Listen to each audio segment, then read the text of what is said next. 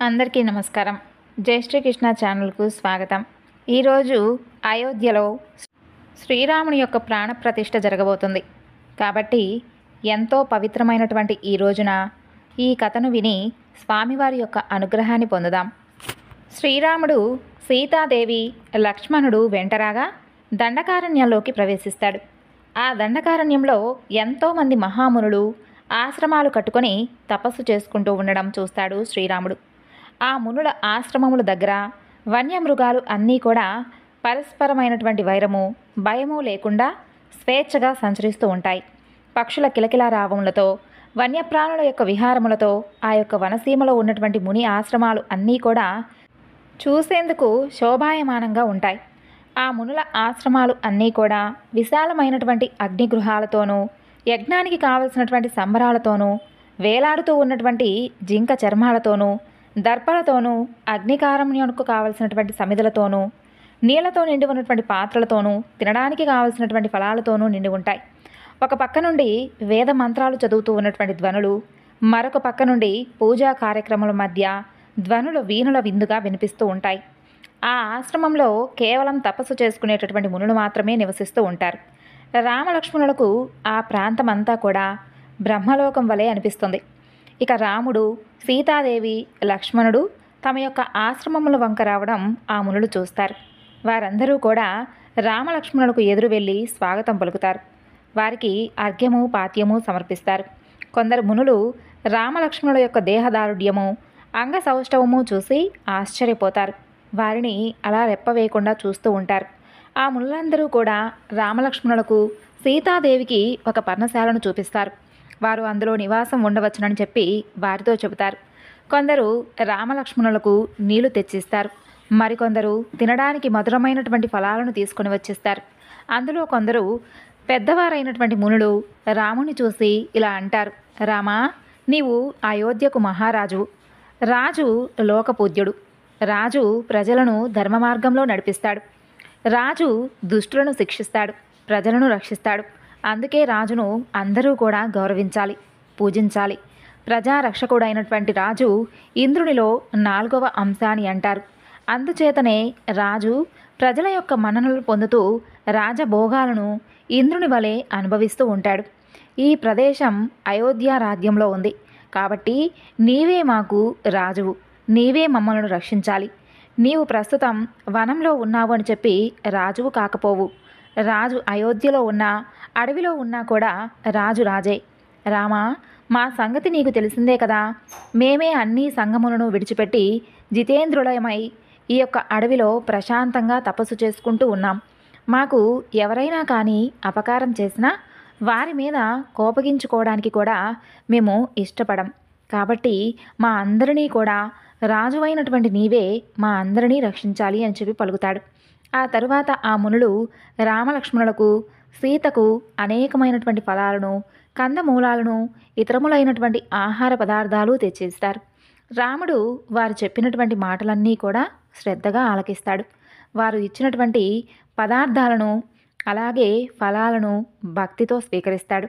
ఇక ఆ రాత్రికి ఆ పర్ణశాలలోనే విశ్రమిస్తారు. మరునాడు ఉదయం ఆ మునుల వద్ద ఆజ్ఞ తీసుకొని రాముడు, లక్ష్మణుడు సీతతో సహా అరణ్యంలోకి వెళతాడు.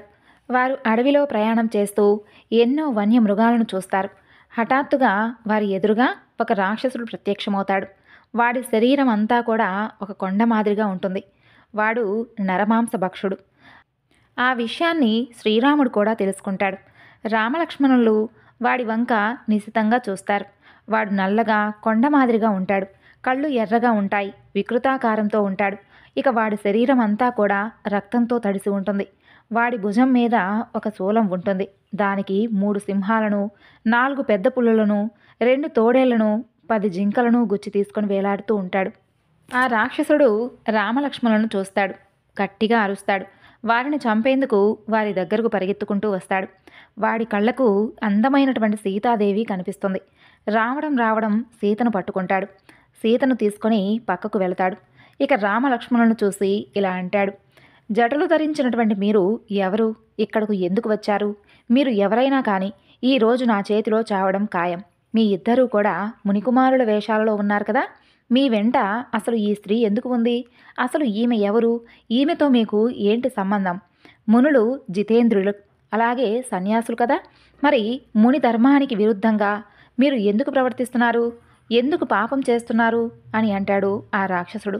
దానికి శ్రీరాముడు ఆ రాక్షసుణ్ణి చూసి ఇలా అంటాడు, నీవు మమ్మలను ఇలా అడుగుతూ ఉన్నావే కానీ ఇంతకు నీవెవరవు, ఇక్కడెందుకున్నావు అని అడుగుతాడు. అందుకు ఆ రాక్షసుడు, నేను ఒక రాక్షసుడను, నా పేరు విరాధుడు.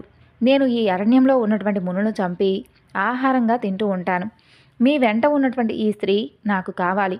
ఈమెను నేను పెళ్లి చేసుకుంటాను. ముని వేషాలలో ఉండి ఈ స్త్రీని వెంట పెట్టుకొని తిరుగుతూ పాపం చేస్తున్నటువంటి మిమ్మల్ని చంపి తింటాను అని అంటాడు విరాధుడు. ఆ మాటలు విన్నటువంటి సీతాదేవి చాలా భయపడిపోతుంది. ఇక సీతాదేవి శరీరం అంతా కూడా భయంతో వణికిపోతూ ఉంటుంది. విరాధుని ఒడిలో చిగురుటాకులా వణికిపోతూ ఉన్నటువంటి సీతను చూసి శ్రీరాముడు చెలించిపోతాడు. రాముని మొహం పాలిపోతుంది.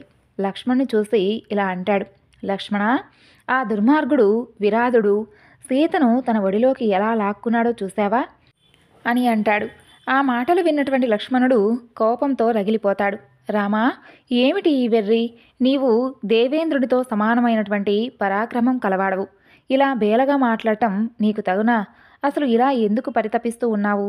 రామా, నీవు చూస్తూ ఉండు. ఒకే బాణంతో వీడిని మట్టి కరిపిస్తాను. వీడి రక్తంతో నేను నేలను తడిపివేస్తాను. దేవేంద్రుడు పర్వతముల మీద వజ్రాయుధమును ప్రయోగించిన విధంగా ఈ విరాధుని మీద నేను బాణప్రయోగం చేస్తాను. వీడు కొండ కూలిపోయినట్లుగా కూలిపోతాడు. వీడి వక్షస్థలాలను నేను ఇప్పుడే చీల్చేస్తాను. వీడి ప్రాణాలను కూడా హరిస్తాను అని చెప్పి కోపంతో ఊగిపోతూ అంటాడు లక్ష్మణుడు. ఇక ఆ మాటలు విన్నటువంటి రామలక్ష్మణులను వివరాలు అడుగుతూ ఉంటే వాళ్ళిద్దరూ కూడా ఏవేవో మాట్లాడుకోవడం చూసి సహించలేకపోతాడు విరాధుడు. నేను మీ ఇద్దరి గురించి అడుగుతూ ఉంటే మీలో మీరే ఏం మాట్లాడుకుంటున్నారు? చెప్పండి, మీరు ఎవరు? ఈ అరణ్యానికి అసలు ఎందుకు వచ్చారు? ఎక్కడికి వెళుతున్నారు అని అడుగుతాడు. అప్పుడు శ్రీరాముడు విరాధునితో ఇలా అంటాడు, ఓ రాక్షసుడా, మేము క్షత్రియులము, మేము మునులము కాము. నా పేరు శ్రీరాముడు. ఇతను నా తమ్ముడు లక్ష్మణుడు. ఆమె నా భార్య సీత. కాలవశాన ఈ అరణ్యంలో తిరుగుతూ ఉన్నాము. ఇంతకు నీవెవరువు? ఇక్కడ ఎందుకు తిరుగుతున్నావు అని అడుగుతాడు. ఓ రామా, నేను రాక్షసుడను. నా పేరు విరాధుడు. నా తండ్రి పేరు జవుడు. నా తల్లి పేరు శతహద్ర. నేను బ్రహ్మదేవుని గురించి తపస్సు చేశాను. ఆయన వలన ఎవరి చేత గాయపడకుండా చావకుండా వరాన్ని పొందాను. నాకు ఈమె మీద మోహం కలిగింది. కాబట్టి మీ ఇద్దరూ కూడా ఈమెను నాకు విడిచిపెట్టి ఇక్కడి నుండి మీరు పారిపోండి, లేదా మీ ఇద్దరిని చంపి తినేస్తాను. వెంటనే వెళ్ళిపోండి అని అంటాడు.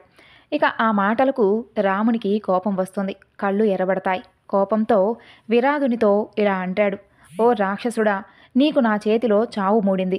అందుకే నీవు ఈ విధంగా మాట్లాడుతున్నావు. నిన్ను ప్రాణాలతో విడిచిపెట్టను అని చెప్పి ధనస్సును ఎక్కుపెట్టి ఒక బాణాన్ని సంధించి విరాధుని మీదకు వదులుతాడు. అలా వరుసగా విరాధుని మీద బాణాలను ప్రయోగించాడు శ్రీరాముడు. రాముడు వదిలినటువంటి బాణాలు విరాధుని యొక్క శరీరం నిండా గుచ్చుకుంటాయి. విరాధుని శరీరం అంతా కూడా రక్తంతో తడిసిపోతుంది. ఆ బాణాల బాధకు తట్టుకోలేక విరాధుడు తన తొడ మీద ఉన్నటువంటి సీతను కిందకి దించుతాడు. శూలాన్ని పట్టుకొని పెద్దగా అరుస్తూ రామలక్ష్మణుల మీదకు దూకుతాడు. రామునికి లక్ష్మణుడు కూడా తోడవుతాడు. రామలక్ష్మణులు విరాధుని మీద బాణాలను వర్షంలా కురిపిస్తారు. ఆ రాక్షసుడు ఒక్కసారిగా ఆవలించి ఒళ్ళు విదిలించుకోగానే అతని శరీరానికి గుచ్చుకున్నటువంటి ఆ బాణాలన్నీ కూడా జలజల కిందకు రాలిపోతాయి. బ్రహ్మ వరప్రభావం వలన ఆ రామలక్ష్మణులు వదిలినటువంటి బాణాలు విరాధుణ్ణి ఏమీ చేయలేకపోతాయి. ఇక విరాధుడు మరలా ఆ శూలమును పైకెత్తి రామలక్ష్మణుల మీదకు దూకుతాడు. తన శూలమును రాముని మీదకు విసురుతాడు. రాముడు 2 బాణాలతో ఆ శూలమును మధ్యలోనే ఖండిస్తాడు. విరాధుని శూలము 2 ముక్కలై కింద పడిపోతుంది. రామలక్ష్మణులను 2 కత్తులను తీసుకుంటారు. విరాధుని మీదకు దూకుతారు. ఆ కత్తులతో విరాధును బలంగా కొడతారు. అలా కాదని విరాధుడు రామలక్ష్మణులను తన చేతుల మధ్య బంధించాలి అని చెప్పి అనుకుంటాడు. విరాధుని ఊహను పసికడతాడు శ్రీరాముడు. లక్ష్మణునితో ఇలా అంటాడు, లక్ష్మణ, వీడు మన ఇద్దరినీ కూడా చేతులతో ఎత్తుకొని మోసుకొని పోవాలి అని చూస్తున్నాడు. వాడి ఇష్టం వచ్చినట్లుగా మనల్ని మోసుకుంటూ పోనిద్దాం. ఎందుకంటే మనం కూడా ఇదే దారిలో వెళ్ళాలి కదా అని అంటాడు. అంతలో విరాధుడు రామలక్ష్మణులను తన చేతిలో ఎత్తుకొని తన భుజాల మీద కూర్చొని పెట్టుకుంటాడు. ఆ తరువాత అరణ్యంలోకి పరిగెత్తుతాడు. ఆ విధంగా శ్రీరాముణ్ణి లక్ష్మణుణ్ణి విరాధుడు ఎత్తుకొని పోవడం చూసినటువంటి సీత పెద్దగా ఏడుస్తుంది. పెద్ద పెద్దగా కేకలు వేస్తుంది. ఓ రాక్షసుడా, నీకు నా నమస్కారము. వారిని విడిచిపెట్టు. కావాలంటే నన్ను తీసుకుని వెళ్ళు. నాకు భయంగా ఉంది. నేను ఒంటరిగా ఇక్కడ ఉంటే ఈ అరణ్యంలో ఉండేటటువంటి క్రూరమృగాలు నన్ను తినేస్తాయి అని పెద్ద పెట్టున కేకలు వేస్తుంది. ఆ కేకలు విన్నారు రామలక్ష్మణులు. వెంటనే విరాధుణ్ణి చంపేందుకు పూనుకుంటారు. ఇక లక్ష్మణుడు తన చేతిలో ఉన్నటువంటి కత్తితో విరాధుణ్ణి ఎడమ చేతిని ఖండిస్తాడు. రాముడు విరాధుని యొక్క కుడి చేతిని విరిచేస్తాడు. రెండు చేతులు విరిగినటువంటి విరాధుడు రామలక్ష్మణులను కిందకు విసిరేస్తాడు. బాధతో గిలగిలా కొట్టుకుంటూ కింద పడి మూర్ఛపోతాడు. కింద పడినటువంటి విరాధుణ్ణి రామలక్ష్మణులు కాళ్లతోనూ చేతులతోనూ మర్దిస్తారు. పైకి ఎత్తి నేల మీద పడేస్తారు. కత్తులతో చీలుస్తారు. ఏమి చేసినా కూడా విరాధుని యొక్క ప్రాణం మాత్రం పోదు. వరప్రసాది అయినటువంటి విరాధుడు ఆ ప్రకారంగా చావుడు అని చెప్పి గ్రహిస్తాడు శ్రీరాముడు. లక్ష్మణ, ఈ విరాధుడు కత్తులతోనూ ఆయుధాలతోనూ చావడు. అలా చావు రాకుండా వీడికి వరం ఉంది. అందుకని మనం వీడిని గొయ్యి తీసి పాతిపెడదాము. సహజంగా వాడికి ప్రాణం పోతుంది. కాబట్టి నీవు వీడిని పూడ్చిపెట్టేందుకు తగినంత గొయ్యి తవ్వు అని చెబుతాడు. గొయ్యి తవ్వేటటువంటి లోపలే విరాధుడు లేవకుండా శ్రీరాముడు వాడి గొంతు మీద కాలు పెట్టి నిల్చుంటాడు. అప్పుడే మూర్ఛ నుండి తేరుకున్నటువంటి విరాధుడు రాముని మాటలు వింటాడు. విరాధుడు శ్రీరాముడితో ఇలా అంటాడు. రామా, నీవు ఎవరో నేను గుర్తించాను. నీ భార్య సీతను, నీ తమ్ముడు లక్ష్మణుని కూడా నేను గుర్తించాను. మీరు మహాపరాక్రమవంతులు. మీ చేతిలో నేను ఎప్పుడో చచ్చాను. ఇప్పుడు ప్రత్యేకంగా చంపడం ఎందుకు చెప్పండి. ఇక నా గురించి చెబుతాను. నేను తుంబరుడు అనేటటువంటి పేరు కలిగినటువంటి గంధర్వుడను.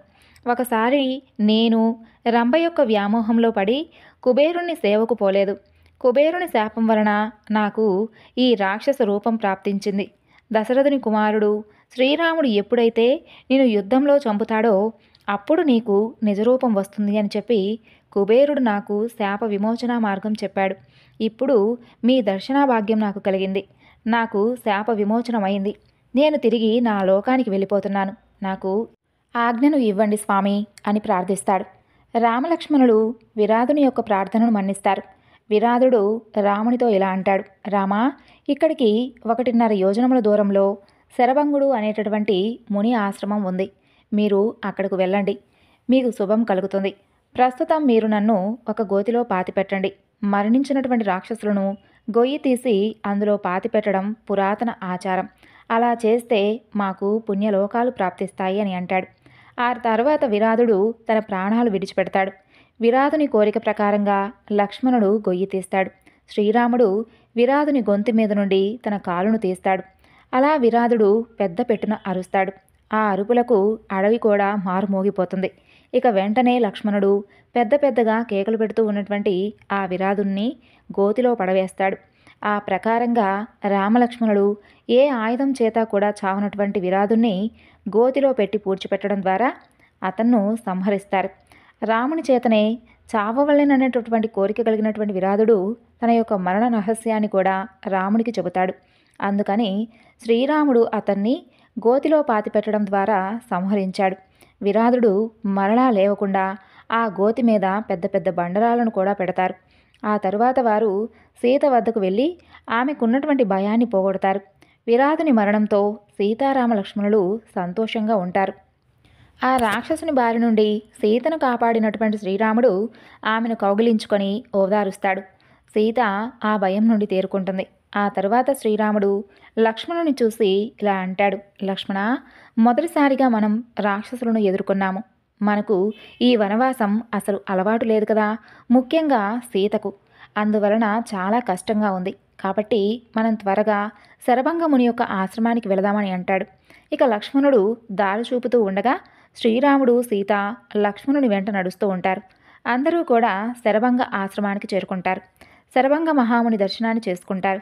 అక్కడ వారు చాలా ఆశ్చర్యకరమైనటువంటి సంఘటనలు చూస్తారు.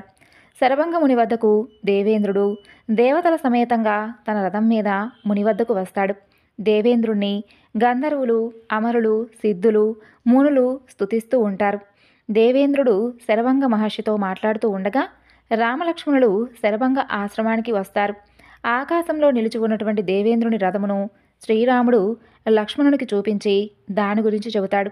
ఆ తరువాత శ్రీరాముడు లక్ష్మణుణ్ణి అక్కడే ఉండమని చెప్పి తాను మాత్రం శరభంగ ఆశ్రమాన్ని వైపు వెళతాడు. ఆశ్రమం వద్దకు వస్తున్నటువంటి రాముణ్ణి దేవేంద్రుడు చూస్తాడు. అక్కడే ఉన్నటువంటి దేవతలతో ఇలా అంటాడు, రాముడు ఇక్కడికి వస్తున్నాడు. రాముడు ఇక్కడికి వచ్చి నాతో మాట్లాడకముందే మీరు రాముడికి ఏం కావాలో అవి తప్పకుండా సమకూర్చండి. రాముడు దేవకార్యం నిమిత్తం అరణ్యాలకు వచ్చాడు. ఆ పని పూర్తయిన తర్వాతనే నేను రాముడితో మాట్లాడతాను. మీరు మాత్రం రామునికి అన్ని విధాలా సాయం చేయండి అని అంటాడు. ఆ తరువాత దేవేంద్రుడు శరభంగముని వద్ద ఆజ్ఞ తీసుకొని తన రథం మీద స్వర్గానికి వెళ్ళిపోతాడు. ఆ తరువాత రాముడు లక్ష్మణుడు సీతతో కలిసి శరభంగముని వద్దకు వెళతాడు. అందరూ కూడా ఆ మహామునికి పాదాభివందనం చేస్తారు. ఆయన ఆశీర్వాదం తీసుకుంటారు. ఆ మహాముని అనుమతితో ఆయన పక్కన కూర్చుంటారు. శ్రీరాముడు శరభంగ మహర్షిని చూసి, ఓ మహర్షి, దేవేంద్రుడు అసలు ఇక్కడకు ఎందుకు వచ్చాడో నాకు తెలియజేస్తారా అని అంటాడు. దేవేంద్రుడు తన ఆశ్రమానికి వచ్చినటువంటి పని గురించి శరభంగ మహర్షి రామునికి వివరంగా చెబుతాడు. రామా, నేను ఎంతో తపస్సు చేశాను. ఆ తపస్సు ఫలితంగా దేవేంద్రుడు నన్ను బ్రహ్మలోకానికి తీసుకుని వెళ్లేందుకు వచ్చాడు. ఇంతలో నీవు వస్తున్నట్లుగా నాకు తెలిసింది. నిన్ను చూడకుండా బ్రహ్మలోకానికి పోవడం నాకు ఇష్టం లేదు. నిన్ను కలుసుకొని నీతో మాట్లాడిన తర్వాతనే నేను బ్రహ్మలోకానికి వెళ్ళడానికి నిశ్చయించుకున్నాను. రామా, నేను ఎంతో తపస్సు చేసి బ్రహ్మలోకాలను స్వర్గలోకాలను జయించాను. వాటిని నీకు ఇవ్వదలిచాను, స్వీకరించు అని అంటాడు. దానికి శ్రీరాముడు ఇలా అంటాడు, ఓ మహర్షి, పుణ్యలోకాలు ఎవరికి వారు సంపాదించుకోవాలే కానీ ఒకరు ఇస్తే స్వీకరించకూడదు. కాబట్టి నన్ను మన్నించండి. నా తండ్రి ఆజ్ఞ ప్రకారం నేను వనవాసం చేస్తున్నాను. కాబట్టి ఈ అరణ్యంలో మేము నివసించేందుకు అనువైనటువంటి ప్రదేశాన్ని చూపించండి అని అడుగుతాడు. ఆ మాటలకు శరభంగ మహాముని ఇలా అంటాడు, ఓ రామా, ఈ అరణ్యంలో సుతీక్షుడు అనేటటువంటి పేరు కలిగినటువంటి ఒక ముని ఉన్నాడు. నీవు వెళ్ళి ఆయనను కలుసుకో. ఆయన నీకు తగినటువంటి మార్గాన్ని ఉపదేశిస్తాడు. నీకు నివసించడానికి కూడా మంచి ప్రదేశాన్ని చూపిస్తాడు. నీవు మందాకిని నదీ ప్రవాహానికి వెళితే అక్కడ సుతీక్షుని యొక్క ఆశ్రమం వస్తుంది. నీతో మాట్లాడాను. నాకు చాలా తృప్తిగా ఉంది రామా. ఇక నేను ఈ శరీరాన్ని విడిచిపెడతాను. నీవు అలా చూస్తూ ఉండు అని అంటాడు. ఆ తరువాత శరభంగ మహర్షి అగ్నిగుండం ఏర్పాటు చేయిస్తాడు. అందులో మంత్రపూతంగా హోమాదులు చేస్తాడు. ఆ తరువాత తాను ఆ అగ్నిలోకి ప్రవేశిస్తాడు. ఆ అగ్ని శరభంగుని యొక్క శరీరాన్ని పూర్తిగా కాల్చివేస్తుంది. శరభంగుడు అగ్నిగుండం నుండి నవయవనుడిగా ప్రకాశిస్తూ దివ్యమైనటువంటి రూపంతో అగ్ని నుండి వెలుపలికి వస్తాడు. శ్రీరాముడు చూస్తూ ఉండగానే బ్రహ్మలోకానికి వెళ్ళిపోతాడు. బ్రహ్మలోకంలో శరభంగ మహర్షికి ఘనమైనటువంటి స్వాగతం లభిస్తుంది. బ్రహ్మదేవుడు శరభంగ మహర్షిని సాదరంగా బ్రహ్మలోకానికి ఆహ్వానిస్తాడు. ఆ ప్రకారంగా శరభంగ మహర్షి బ్రహ్మలోకానికి చేరుకుంటాడు. ఆ తరువాత ఆ వనంలో నివసిస్తూ ఉన్నటువంటి మునులు, ఋషులు అందరూ కూడా శ్రీరాముని వద్దకు వస్తారు. ఆ వచ్చిన వారిలో వైకానసులు, వాలకిల్యులు, సంప్రాక్షాలుడు, మరీచులు మొదలైనటువంటి మహా ఋషులు కూడా ఉంటారు. వారందరూ కూడా రాముణ్ణి ఇలా అంటారు, ఓ రామా, నీవు ఇక్ష్వాకు వంశంలో శ్రేష్ఠుడవు. దేవేంద్రుడు స్వర్గలోకాన్ని పాలించినట్లుగా నీవు ఈ భూమిని పాలిస్తూ ఉన్నావు. నీవు సత్యమునే పలుకుతావు. అమితమైనటువంటి పరాక్రమవంతుడవు. పితృవాక్య పరిపాలన నీకున్నటువంటి ప్రధాన ధర్మం. నీకు తెలియనటువంటి ధర్మమే లేదు. అందుకని మీతో పాటు మా బాధలను మేము చెప్పుకోదలిచాము. నీవు ఏమీ అనుకోవద్దు. రాజధర్మం గురించి నీకు చెప్పేటటువంటి పనే లేదు. రాజు తన ప్రజల నుండి 6వ వంతు ఆదాయాన్ని పన్నుగా తీసుకొని దానికి ప్రతిగా ప్రజలకు అన్ని సౌకర్యాలు కలిగించాలి. ప్రజలను రక్షించాలి. ఇది రాజధర్మం. తన పాలనలో ఉన్నటువంటి ప్రజలందరినీ కూడా కన్న బిడ్డల వలె రక్షించేటటువంటి రాజు చిరకాలము రాజ్యం చేస్తాడు. మరణానంతరం అటువంటి రాజుకు బ్రహ్మలోక ప్రాప్తి కలుగుతుంది. మేము మునులము, తాపసులము. మేము రాజుకు పన్ను రూపంలో ఏమీ కూడా ఇచ్చుకోలేం. కానీ మేము చేసేటటువంటి తపస్సులో 4వ వంతు ఫలాన్ని రాజుకు దక్కేలా చేస్తుంది. కాబట్టి మమ్మల్ని రక్షించేటటువంటి బాధ్యత రాజువైనటువంటి నీ మీదే ఉంది. ప్రస్తుతం మేము నివసిస్తూ ఉన్నటువంటి ఈ ముని ఆశ్రమాలు అన్నీ కూడా నీ పాలనలోనే ఉన్నాయి. నీ పాలనలో ఉండి కూడా మేము అభద్రతా భావంతో బతుకుతూ ఉన్నాం. మాకు ఎలాంటి రక్షణ, భద్రత లేదు. ఈ అరణ్యంలో రాక్షసులు ఎక్కువగా ఉన్నారు. వారు ఎంతోమంది మునులను చంపారు. మాకు ఎన్నో బాధలను కలిగిస్తున్నారు. రామా, నీవు మాతో పాటురా. వచ్చి ఆ చనిపోయినటువంటి మునుల శవాలను మీకు చూపిస్తాను. ఆ రాక్షసులు మందాకిని నదీ ప్రాంతంలోనూ, చిత్రకూట పర్వత ప్రాంతాల్లోనూ, పంపా నదీ ప్రాంతాల్లోనూ ఎక్కువగా ఉంటారు. ఆయా ప్రాంతాలలో నివసించేటటువంటి మునులను చంపుతూ ఉంటారు. వారు పెట్టేటటువంటి బాధలకు అంతే లేదు. ఆ రాక్షసులు చేసేటటువంటి వినాశనమును ఇంకా ఎంతమాత్రమూ మేము సహించలేకపోతున్నాము. నీవే మమ్మల్ని రక్షించాలి. మేమంతా కూడా నీ రక్షణ కోరుతున్నాము. ఆ రాక్షసుల చేతిలో మేము చావకుండా మమ్మల్ని కాపాడు రామా. ఎందుకంటే నిన్ను మించినటువంటి వీరుడు ఈ లోకంలో ఎవ్వరూ లేడు. అదే మా నమ్మకం. నీవే ఈ రాక్షస సంహారానికి సమర్థుడవు అని పలు విధాలుగా తమ యొక్క బాధలను శ్రీరామునితో వినవించుకుంటారు. శ్రీరాముడు ఆ మునుల మాటలను శ్రద్ధగా వింటాడు. ఆ తరువాత శ్రీరాముడు ఆ మునులకు నమస్కరించి ఇలా అంటాడు: ఓ మహామునులారా, మీరు ఇంత దీనంగా నన్ను ప్రార్థించడం తగదు. మీరు నన్ను ఆజ్ఞాపించాలే కానీ అర్థించకూడదు. మిమ్మల్ని రక్షించేటటువంటి అవకాశం నాకు కలిగించినందుకు నేనే మీకు కృతజ్ఞతలు చెప్పుకోవాలి. ఈ రాక్షసులు పెట్టేటటువంటి బాధల గురించి నేను కూడా వింటూనే ఉన్నాను. మీ బాధలు తీర్చడం రాజుగా నా కర్తవ్యం, అలాగే నా బాధ్యత. అందుకే మా తండ్రి గారి ఆజ్ఞ ప్రకారం నేను ఈ అరణ్యంలోకి ప్రవేశించాను. రాక్షస సంహారంతో నా వనవాసానికి గొప్ప ఫలం లభిస్తుంది. మీరిక నిర్భయంగా తపస్సు చేసుకోవచ్చు. మీ రక్షణ బాధ్యత నేను వహిస్తాను అని చెప్పి శ్రీరాముడు ఆ మునులకు అభయాన్ని ఇస్తాడు. ఆ తర్వాత శ్రీరాముడు సీతతో, లక్ష్మణునితో కలిసి సుతీక్ష్ణుని యొక్క ఆశ్రమానికి వెళతాడు. రాముని వెంట కొంతమంది మునులు కూడా సుతీక్ష్ణుని యొక్క ఆశ్రమానికి వెళతారు. సుతీక్ష్మ మహర్షి ఆశ్రమం ఒక మహా అరణ్యంలో చదువైనటువంటి ప్రదేశంలో ఉంటుంది. ఆ అడవిలో ఫలవృక్షాలు పుష్కలంగా ఉంటాయి. శ్రీరాముడు ఆ ఆశ్రమంలోకి ప్రవేశించాడు. తపస్సులో ఉన్నటువంటి సుతీక్ష మహర్షిని చూస్తాడు. భక్తితో నమస్కరిస్తాడు. తనను తాను పరిచయం చేసుకుంటాడు. ఓ మహర్షి, నా పేరు రాముడు. అయోధ్యాధిపతి దశరథుని కుమారుడను. తండ్రి ఆజ్ఞ మేరకు నా భార్య, సోదరునితో కలిసి అరణ్యవాసం చేస్తున్నాను. శరభంగ మహర్షి ఆదేశం మేరకు తమ వద్దకు వచ్చాను. కళ్ళు తెరిచి నాతో మాట్లాడండి అని ప్రార్థిస్తాడు. సుతీక్ష మహర్షి కళ్ళు తెరుస్తాడు. రాముణ్ణి చూస్తాడు. పరమానందంతో రాముణ్ణి కౌగిలించుకుంటాడు. రామా, నీకు స్వాగతం. నీ రాకచే మా ఆశ్రమానికి ఒక నాథుడు దొరికినట్లుగా అయింది. రామా, నీ గురించి విన్నాను. నీవు అరణ్యములలో సంచరిస్తున్నావని తెలిసి నీ రాక కోసం ఎదురు చూస్తున్నాను. దేవేంద్రుడు వచ్చి నన్ను స్వర్గలోకానికి ఆహ్వానించాడు.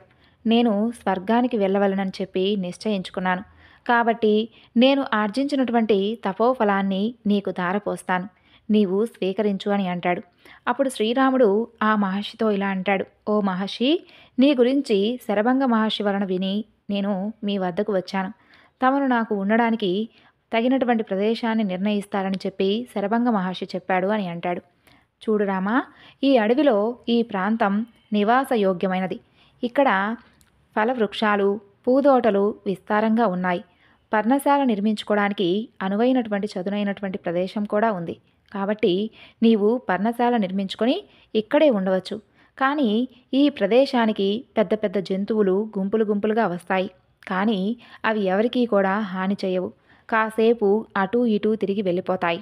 అది తప్ప ఇక ఏ విధమైనటువంటి భయమూ లేదు. ప్రశాంతంగా ఉంటుంది అని అంటాడు. ఇక అప్పుడు శ్రీరాముడు ఇలా అంటాడు: ఓ మహర్షి, నాకు మృగాల వలన భయమేమీ లేదు. నేను వనవాసిని కాను కదా, క్షత్రియుడను. ఈ యొక్క ధనుర్బాణాలతో మనకు హాని కలిగించేటటువంటి మృగాలను నేను చంపగలను. కానీ నేను మృగాలను చంపడం సహజంగా దయాళువులైనటువంటి మీకు కాస్త కష్టం కలిగించవచ్చు. కాబట్టి నేను ఇక్కడ ఎక్కువ కాలం ఉండలేను అని అనిపిస్తుంది అని అంటాడు శ్రీరాముడు. ఆ తరువాత రాముడు, లక్ష్మణుడు సంధ్యావందనాది కార్యక్రమాలు నిర్వర్తిస్తారు. సుతీక్ష మహర్షి రామలక్ష్మణులకు, సీతకు, వారితో వచ్చినటువంటి మునులకు ఫలాలను ఇచ్చి సత్కరిస్తాడు. ఆ రాత్రికి వారు సుతీక్షుని యొక్క ఆశ్రమంలోనే ఉంటారు. ఆ తరువాత మరునాడు ఉదయాన్నే నిద్రలేస్తారు. సంధ్యావందనాది కార్యక్రమాలు అన్నీ కూడా నిర్వర్తిస్తారు. రాముడు సుతీక్షుని వద్దకు వెళతాడు. మహాత్మా, రాత్రి మీ ఆతిథ్యం మేము స్వీకరించాం. మాకు చాలా సంతోషమైంది. మీరు కనుక అనుమతి ఇస్తే మేము ముగ్గురం కూడా మాతో పాటు వచ్చినటువంటి మునులతో కలిసి ఈ అరణ్యంలో ఉన్నటువంటి ముని ఆశ్రమాలను చూసి వస్తాం. ఆ మునుల యొక్క ఆశీర్వాదాలను తీసుకుంటాం అని అంటాడు. రామా, నీకు శుభమవు కాక. నీ ఇష్ట ప్రకారమే ఈ వనంలో ఉన్నటువంటి ముని ఆశ్రమాలను అన్నిటినీ కూడా దర్శించు.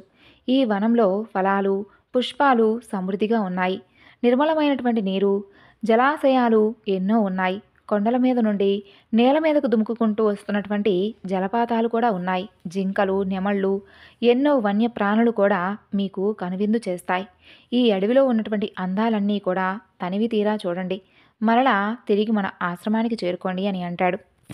ఆ విధంగా శ్రీరాముడు కొంతమంది మునుల యొక్క ఆశ్రమాలను అన్నింటినీ కూడా సందర్శించి తిరిగి ఆ ఆశ్రమానికి చేరుకుంటాడు. మరొక వీడియోలో మిగతా వివరణను తెలియజేస్తాను. అంతవరకు నమస్కారం. ఈ వీడియో మీకు నచ్చితే తప్పకుండా లైక్ చేసి మరికొంతమందికి షేర్ చేయండి. జై శ్రీరామ్.